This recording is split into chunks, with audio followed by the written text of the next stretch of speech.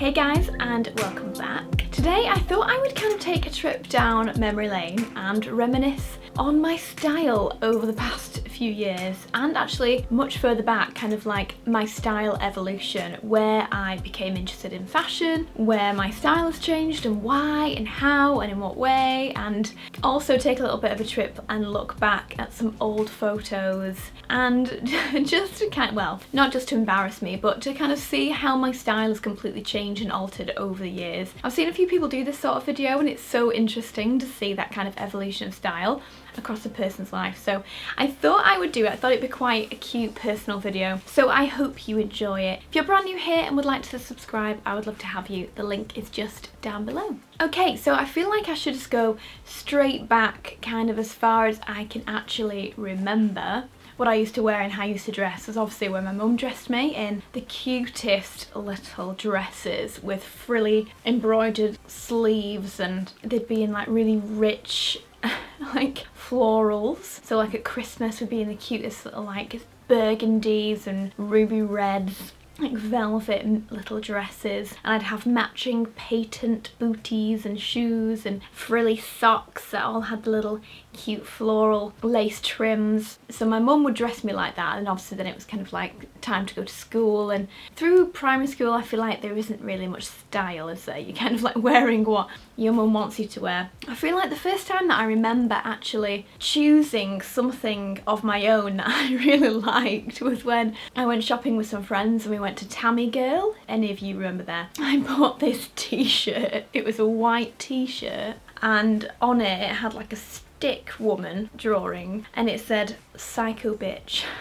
I don't know what I was thinking when I bought this t-shirt, and then my mum was sort of like, "Oh, that's really interesting." In a way, I'm kind of glad that she let me be experimental with fashion like that. She could have quite easily been like, "Take that off, take it back, that is awful." But I think she was letting me find out my own way at that point. And I also remember the time when French Connection and FC UK became like a thing. I must have been about maybe 11, 12, and I went out and I got this, like, it was actually hideous. It's like a beige, like it literally looked like nude on me. It was a beige colour and it just said FC UK in the middle. And I remember that my granddad was like, "What does that mean on your t-shirt?" And he was really offended. And my mum, I remember my mum kind of intercepted and was like, "Oh, it means French Connection UK. It's a new brand, Dad." Vividly remember this moment where there was this miscommunication and he actually thought that I had a swear word on my t-shirt, and he was actually really, really upset with me. And that was so long ago, and I so vividly remember that moment. So I must admit, after that I didn't really wear slogan t-shirts for a long, long time. I think I went through a phase where I was like, I just don't want to wear anything that could offend anyone, that could be too brash on my t-shirt, so I just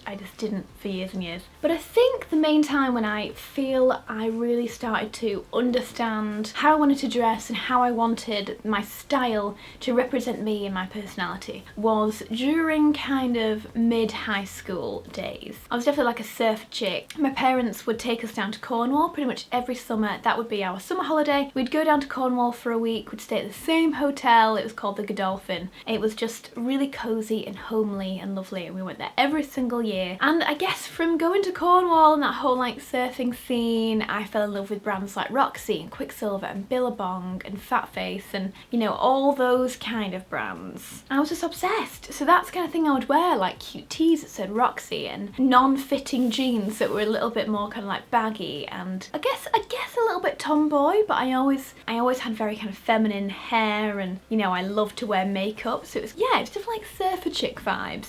That was definitely my kind of style. It became a little bit more kind of rock orientated, and I'd wear, like, I remember this time I made a choker out of a piece of black elastic, and then I managed to put a hole through a plectrum. I put some thread through this plectrum and then sewed it onto the black elastic. So it was a choker necklace with a dangling plectrum on it because I thought it was so rock and roll, you know. Played electric guitar and acoustic guitar, and I was into those kind of bands like Blink-182, Sum 41, like I was a big Bon Jovi fan, all those kind of rock bands, like classic rock, like hair rock, and also a bit of like punk rock. That was kind of my thing. So it kind of grew from surfer chick into more like rock chick. For example, like at high school I had a Quicksilver blue backpack, and all over it I had like Metallica patches and Aerosmith and Bon Jovi and just all my favourite bands, and I'd sew them onto this Quicksilver backpack. And I feel like my style was very much that way up until like through college, and then up until university. Then I got a job at Roxy. It was the best thing ever. Such a cool experience, made loads of friends. And my brother also worked in O'Neill at the time. That was another brand I loved, O'Neill. So he worked in O'Neill, I worked in Roxy in the Triangle in Manchester. And it was just so many cool years there. I got some amazing uniform allowance, so I was top to toe in Roxy, but I think I kind of styled it in a bit more of a feminine way. I wore heels, or I'd wear heeled boots. I think this is where my kind of love of heels started to come in. But like I said, I'd have like my long hair. And then with Roxy in the winter, it became more ski wear and snowboard styling. So then I would become a little bit more like après-ski, and I'd have these really cool like fleecy jackets with faux fur or shearling inside them, or I'd wear like actual ski jackets, like the more cool style, but again I'd wear them with like heeled boots and over-knee boots and ankle boots. The jeans selection, I'd always go a little bit skinnier and a bit more fitted, where back in the day I'd go a bit more kind of like wide leg and baggy. Now I was going a lot more fitted, so I was starting to realise that I wanted to feel like flattered in clothing. I wanted it to suit me, but I also wanted to have my own like unique personal style and kind of have this show off my personality, I guess, because I mean I love music, I love the kind of surf scene. I can't surf, to be honest, because I'm very, very scared of sharks, so being in the water freaks me out a little bit. I can bodyboard very, very well, but I can't surf. But I can ski, so again that kind of side of it really appealed to me. But then uni is when I cut my hair. So I cut my hair. I decided I was going through, I think to be honest I was going through a bit of a crisis. I was breaking up with a boyfriend. I was fed up of how I looked. I just wanted a big change. So I cut my hair off pretty much, and I went, well first of all I went into like a long, a bit shorter than this, but it's like a long bob. You know, like Rihanna had in the Umbrella video. And where it kind of went longer here and then short at the back. I had that do. And then the next time when I got it cut, I was like, you know what, just cut it pretty much off. So I went for a pixie cut, little fringe, and it was pretty much shaved up at the back and like gradiated it up. And do you know what, I loved it. I'd never had hair like that, so it was good fun to kind of look like that and just not have all this hair hanging over me to cover me up. It gave me a lot of confidence, and I felt great. I really enjoyed having that hair like that. But I had it like that for a while, and then obviously times changed and I started to grow it out. And I guess like my style in university was also very much centered around ASOS. Actually, like this, I didn't actually mean for this to happen, but there's a lot of this in the book where I talk about ASOS and the way it kind of inspired me and when it all came in. So there's a lot of this kind of thing in here. And when I was saying earlier about Tammy Girl and when I used to go shopping with my mum, there's a little bit of that in here as well. Yeah, you might like to have a little look at that. It might kind of remind you of a few things that you may have done in the past. But honestly, in university, I was obsessed with ASOS. My flatmates, my best mates will vouch for me on this. I would buy from ASOS practically every single day. Even if it was just one item, I would get the ASOS Premier, so I had unlimited delivery all year, and I would order and order, and the guys downstairs at concierge were just a bit like, how much are you ordering? But I was obsessed. I'd become so amazed by online shopping and digital shopping, and I was just so into it. I just wanted to constantly make my wardrobe better and like dress better. I don't know, it was constant and it was ridiculous. I did not need so many clothes. I mean, I sent a lot of it back as well. It was me trying on a lot of the time. And obviously at university, going out a lot, you do go through quite a lot of clothes because you're constantly going out, you need a new dress, blah blah blah. Obviously bearing in mind at the time I was literally on a part-time wage. I was working 2 days or 3 days at Roxy, that was it, and I had no other source of income. So but yeah, but thinking back, one of the moments that stands out in terms of my like style evolution was definitely my obsession with black milk clothing. If any of you guys follow black milk clothing now, they're kind of like, they have like a cult following. A lot of people absolutely love them. It's a very alternative style. In my eyes, they were the people who kind of invented the Galaxy leggings trend, if you remember that, like 5-6 years ago. They were like the pioneers in the Galaxy leggings trend and this very alternative style. Oh boy, was I obsessed. I would spend all of my free money buying their clothes, and it would cost so much in customs, like £20 odd in customs, and the leggings were about £80 a pop, but I was literally obsessed with buying anything I could from that store. I had, in my prime, I must have had maybe 10 or to 12 pairs of leggings. I had about 3 or 4 dresses. I had a couple of bodysuits. I went overboard. I was obsessed. Oh, and that was also the time, you guys might remember this, when the Jeffrey Campbell Litas became big news. And again, I think I must have had about 6 pairs. The best pair were, they had like a blade at the back that was glass, like a Perspex glass blade was the heel, and the rest was a deep blue navy colour. I had them in beige, I had them in black, I had them in black velvet, and then I also got my best friend Rebecca, my sister Rebecca in Chicago. I got her hooked on them too, so she was wearing them all the time. So we would literally go out in dresses and these big Jeffrey Campbells, and we loved them. They were comfortable, they gave you so much height, they literally, you could stand and dance in them all night and they always looked amazing. It was during my PhD days, because it's like, in fact it was like second year of PhD, so I must have been like 22. I remember now because I was in my flat living with Rebecca, and I had all of my leggings lined up and all of my Jeffrey Campbells lined up. So that was also around the time when I then started my blog. And just before I started my blog, I dyed my hair purple. So shout out to everyone who remembers the purple hair days. That was right at the beginning, 6 years ago when I first started blogging. It was about 5 or so years before I started YouTube. Yeah, I dyed my hair like lilac-y purple, and then it went dark purple, then it went pink, pastel pink, then it went purple, and I kept going back and forward. Leave me a comment down below if you were here in the purple hair days. I guess I was quite alternative. I just liked to have this bright brash hair. I loved to wear these leggings that, you know, some of them had like upside down crosses. I had Union Jack leggings, which could be seen as very patriotic, but I was like, you know what, I absolutely love these leggings, so I wore them. I had about 3 different pairs of the Galaxy prints.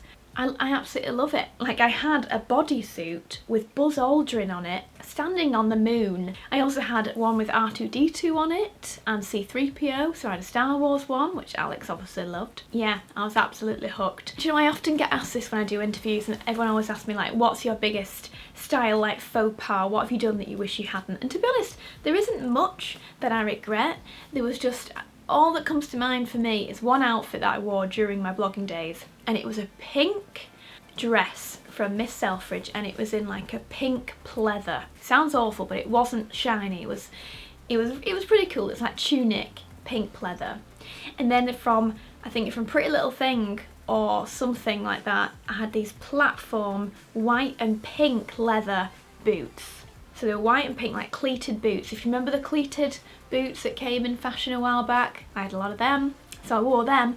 And then I also had the Givenchy Antigona in the pink. So I had pink hair, pink dress, pink bag, pink shoes. And I remember that day I walked out rocking that. Do you know what? I might have even had one of the pink coats, because pink coats were also massive that season. You might remember that year when it was pink coat, pink coat, pink coat, and everyone was going crazy over pink coats. And to be honest, I feel like all this time I'm still trying to work out who I want to be and how I want to dress. And I guess it was through those first years of the blog that I started to invest in the odd investment piece, you know. I got my first pair of Christian Louboutins. I got that amazing acne jumper that was oversized. What else did I get back then? Well, I got the Givenchy Antigona. Yeah, you know, I was kind of investing in these more luxury items over that time, because at that point I was working. I finally had my first full-time job. You know, before this I wasn't able to afford those kind of luxuries. And then as soon as I had got my job as a lecturer, so I was blogging and I was also a full-time lecturer at the University of Manchester, I could start to afford these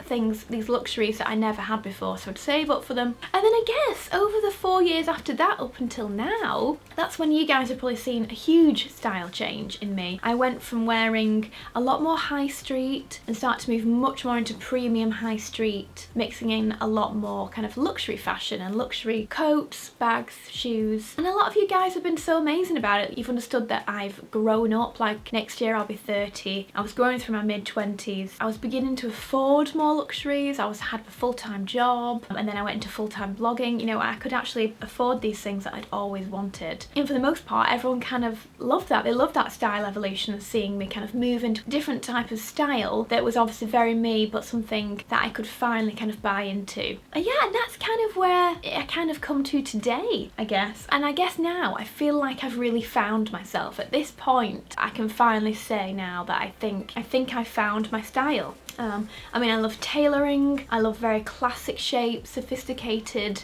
shapes, that very kind of like girl boss who goes to the office styling, you know, tailoring and amazing trousers.